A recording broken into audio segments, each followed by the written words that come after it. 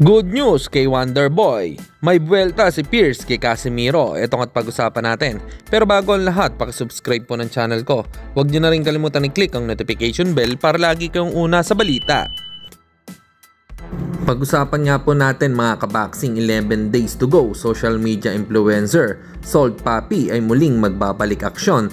Kalaban niya dito ay dating MMA fighter na si Tony L. Kukoy Ferguson for the Misfit Boxing Interim Middleweight title sa August 13 na magaganap sa AO Arena in Manchester.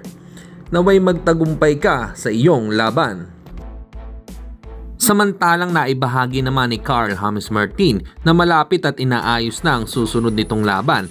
Puspusan at hindi tumitigil si Wonderboy sa kanyang pag-iensayo, bagamat tila ininsulto pa ito ng kapwa Pinoy na nagsabi na baka 600 or 700 ranking daw ang susunod nitong kalaban. Sa mga hindi po nakakaalam dyan, ay hinahanda si Martin para sa malaking laban. Kung tune-up fight ang sunod nitong laban, ay pangsigurado kung handa na ito sa world title fight. Depende sa kanyang ipapakitang performance. At sa kabilang balita naman tayo mga kaboxing, sa video nga ni Janrel Cuadro Alas Casimiro, mismong si Janrel ang nagsalita patungkol kay Elijah Pierce na tinawag nitong pisot or magpatuli muna.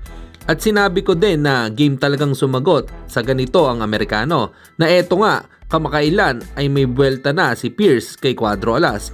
At napatagalog pa nga ito sa inis, sinabi niyang, "Lol kangkong, somebody get this midget for he get hearts." Para po sa inyo mga kaboxing, ano po opinion nyo rito? Comment lang kayo sa ibaba.